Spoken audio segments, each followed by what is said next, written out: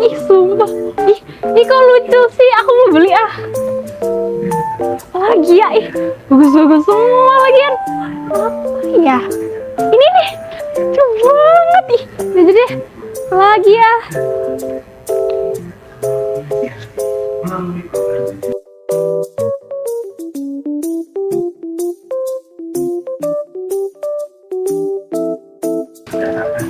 Beli mie lagi ah.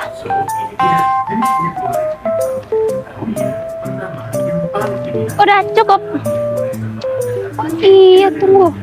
Berapa ya totalnya? Bentar. Lihat dulu dompet. Ya. Tinggal 4.000. Gimana dong? Kamu ya Mas ya? Iya. Kenapa? Kamu kenapa? Ini loh, barang aku banyak banget. Tapi duit aku tinggal 4.000. Loh, kamu sih ngambilnya banyak-banyak. Coba kalau kamu nggak banyak, pasti murah. Iya, terus gimana mas aku balikin semua ini? Ya udah nggak apa-apa, karena aku baik hari ini aku bayarin kok. Asik, makasih ya. Iya, ayo ke kasir. Ayo kasir.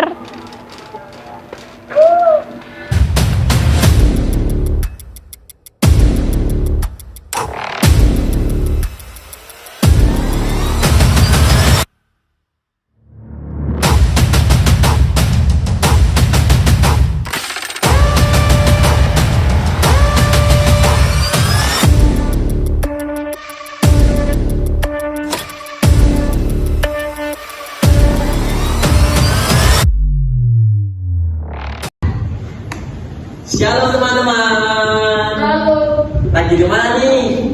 Semoga sehat terus ya. Masih semangat gak? Semangat dong. Kita kan bakal jadi ladang Tuhan. Yuk teman-teman, kita nyanyi bersama-sama.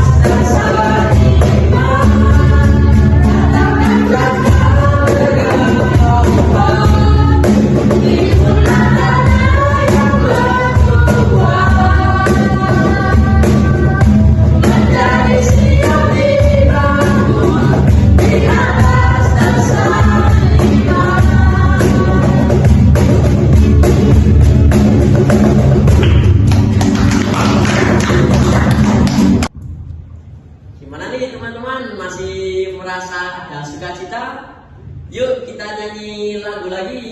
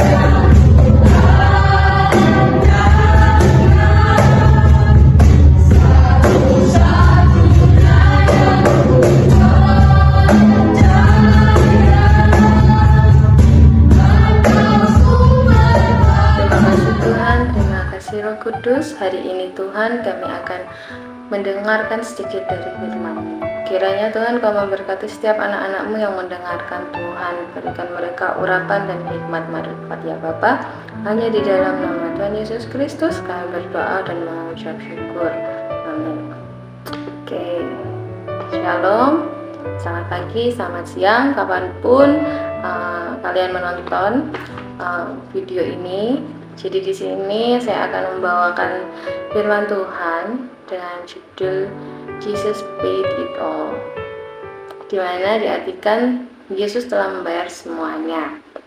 Tadi di video awal sebelum kita mendengarkan firman, kita ada sedikit drama yang dibawakan oleh teman-teman kita tentang seorang gadis yang sedang berbelanja di swalayan, karena gadis itu melihat banyak sekali barang-barang yang sangat bagus dan lucu-lucu di dalamnya, sehingga dia terlena dan memborong semua apa yang dia lihat, hingga akhirnya dia baru sadar ternyata waktu dia mau keluar uangnya tidak cukup untuk membayar.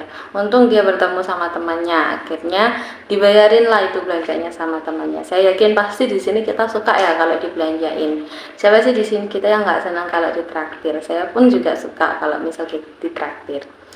Nah, apa sih hubungannya drama tadi sebelum kita masuki firman? Jadi di situ adalah saya memberikan suatu perumpamaan di mana swalayan itu saya umpamakan sebagai dunia ini beserta barang-barang yang ada di dalamnya, ya isi dari dunia ini. Terkadang dunia ini tuh memberi kemasan yang bagus terhadap isinya tanpa kita sadari. Hal-hal yang mungkin itu melanggar firman Tuhan, menyakiti hati Tuhan, kadang dibungkus dengan sesuatu yang bagus yang menarik hati sehingga kita tertarik untuk membeli atau mencoba melakukan itu. Nah, misalkan ini contoh saja yang biasanya dilakukan anak-anak remaja itu kan masa-masa sedang mencari jati diri, masa-masa ingin mencoba. Nah, misalkan contoh sederhana tentang rokok misalkan ya, kita melihat kok temenku ngerokok ya, wah kayaknya keren nih, kalau ngerokok dianggap sebagai aku keren kayak gitu. Padahal sebenarnya rokok tuh nggak ada manfaatnya, justru itu membuat paru-paru kita kalau terlalu lama kita mengkonsumsi itu bisa menyebabkan kecanduan dan juga menyebabkan penyakit, bahkan sampai kanker. Nah, terkadang hal-hal seperti ini itu membuat kita lupa segala sesuatu yang merusak tubuh kita itu kan juga sama saja dengan berdosa. Kenapa? Karena tubuh kita adalah bait Allah. Bagaimana kita bisa merusak bait Allah ini? Nah, kita umpamakan di sini dosa-dosa itu adalah barang-barang yang dijual di dalam swalayan. Terkadang kita mengambil sampai menumpuk barang, terkadang kita melakukan dosa sampai dosa itu begitu banyak, sehingga pada suatu hari ketika nanti kita berada di penghakiman, di mana kita harus memasuki kehidupan yang baru, keluar dari kehidupan yang sementara ini, di situ kita baru menyadari bahwa apa yang selama ini kita lakukan, apa yang selama ini kita perbuat, atau dosa yang selama ini kita perbuat itu sudah terlalu banyak dan menumpuk. Dan jalan satu-satunya untuk menyelesaikan itu semua adalah kita harus membayarnya dengan sesuatu. Yaitu apa? Kalau barang, jelas kita harus membayarnya dengan uang. Tetapi jika dosa, Alkitab mengatakan bahwa dosa, upah dosa ialah maut. Maka tidak ada yang bisa membayar dosa itu dengan uang ataupun harta miliknya.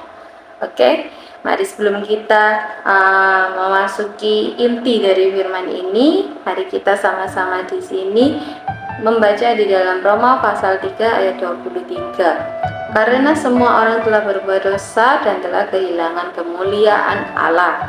Di dalam Roma pasal 3 ayat 23 dikatakan semua orang itu telah berbuat dosa. Artinya kita semua yang tinggal di dunia ini, kita semua berdosa. Tidak ada satupun manusia di dunia ini yang tidak berdosa.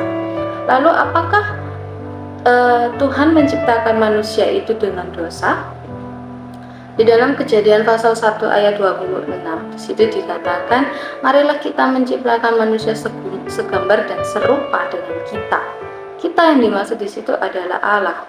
Maka bisa diartikan imago Dei atau segambar dan serupa dengan Allah.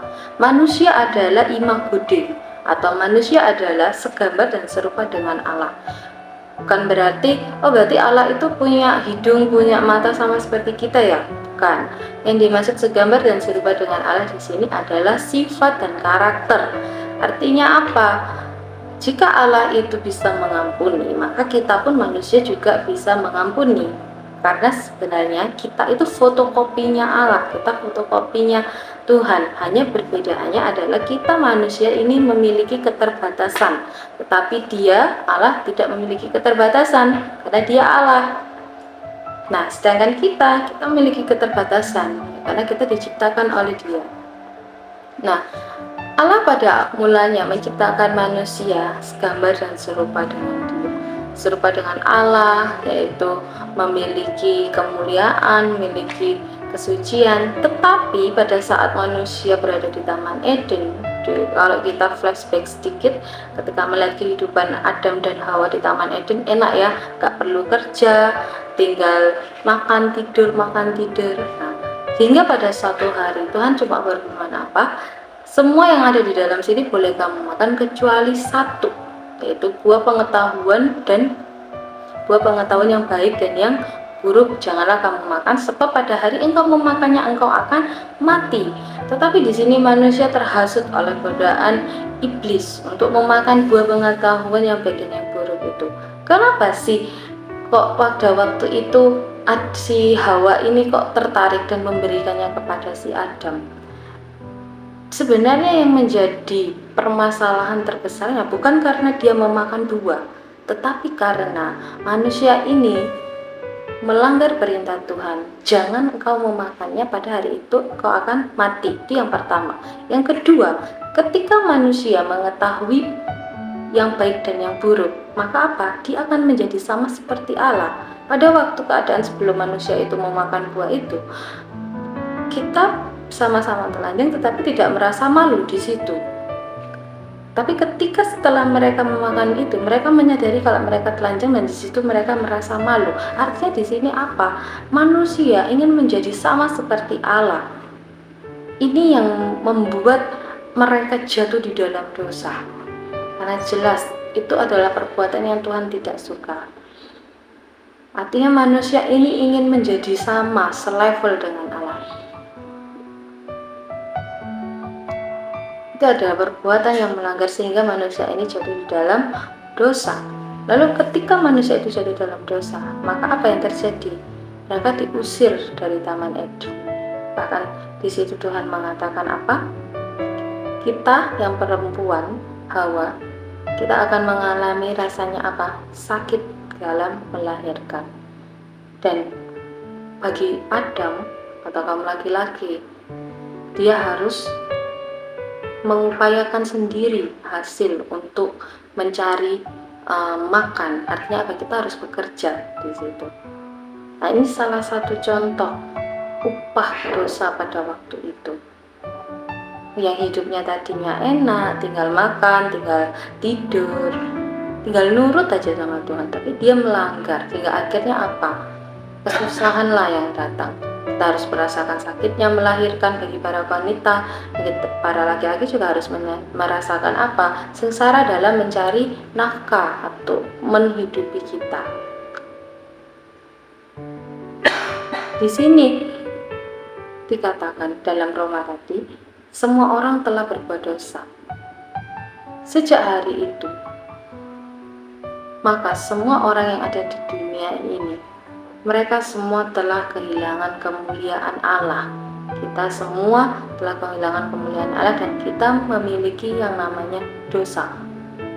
Baik itu dosa turunan ataupun dosa yang selama ini kita perbuat. Itulah kenapa dikatakan daging itu lemah, tapi roh itu penurut. Walaupun mungkin roh kita ini tidak ingin melakukan itu, tetapi terkadang dengan kilauan yang ada di dunia ini, dengan hal-hal yang dikemas dengan begitu baik, dengan dosa-dosa yang terselubung, yang seolah-olah sifatnya itu kayak nggak apa-apa kok, masih wajar kok. tanpa kita sadari, ketika hal itu terus-terus kita lakukan, itu akan menjadi seperti bola salju. Dari kecil dia akan semakin menjadi besar.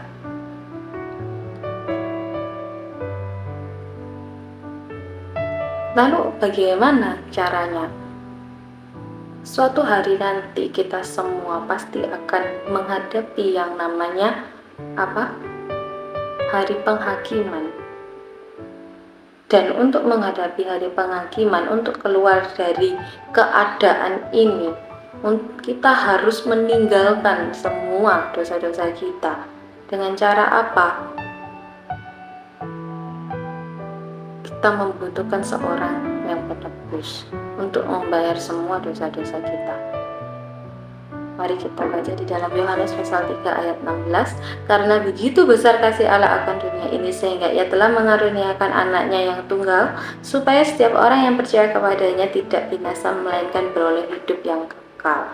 Nah, walaupun di dalam kejadian tadi Allah sendiri yang mengusir Adam dan Hawa dari Taman Eden karena melanggar perintahnya, segala perbuatan yang melanggar perintah Tuhan itu adalah dosa ya.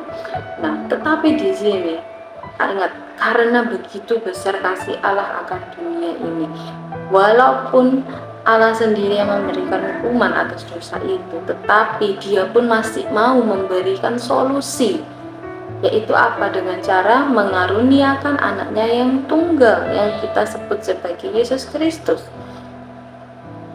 Mungkin kita sudah terlalu sering mendengar ini, baik pendeta di gereja atau dimanapun. Yesus untuk apa datang ke dunia? Untuk menebus dosa manusia. Sejak sekolah minggu waktu kecil-kecil kita sering diberikan pertanyaan seperti ini. Untuk apa sih Yesus itu datang ke dunia ini? Untuk menebus dosa manusia.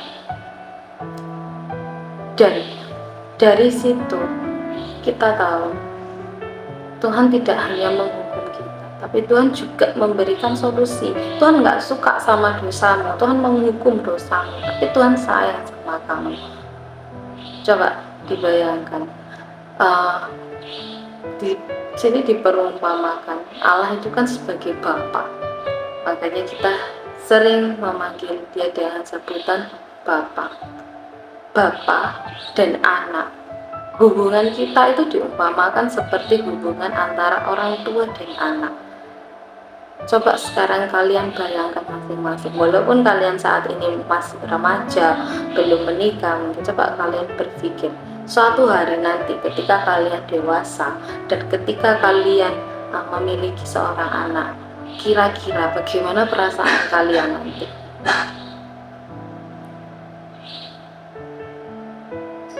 Saya pernah sesekali waktu itu sempat waktu membaca tentang kalau Yesus itu lebih senang kalau dia itu digambarkan sebagai bapa dan anak. Karena apa? Yesus itu tidak mau ada ada pembatas atau ada halangan yang menghalangi dia dengan umatnya. Nah, di situ saya sempat berpikir seperti ini, diumpamakan hubungan antara bapa dan anak. Saya mikir, walaupun saat ini saya juga posisi belum menikah, tapi jujur pernah sesekali saya tuh berpikir kalau apapun yang akan terjadi nanti ketika saya punya anak, saya bahkan walaupun nyawa saya jadi taruhannya, saya akan kasih. Bahkan anak itu belum ada saat ini, dan saya belum menikah, tapi saya sudah memiliki perasaan yang sayang yang begitu besar. Saya yakin itulah perasaan Yesus kepada kita, perasaan dia kepada kita. Kita ini adalah anak-anak Allah, kita anak-anaknya. Mau sebagai, walaupun saya pun nggak tahu ketika nanti saya punya anak, apakah anak saya ini akan berbakti sama saya atau mungkin anak ini akan melawan sama saya. Tapi dalam hati kecil saya tiba-tiba berpikir dan kayak apapun nanti yang terjadi, aku akan sayang sama anakku, dan walaupun harus memberikan nyawaku sebagai jaminannya, oke, gak apa-apa.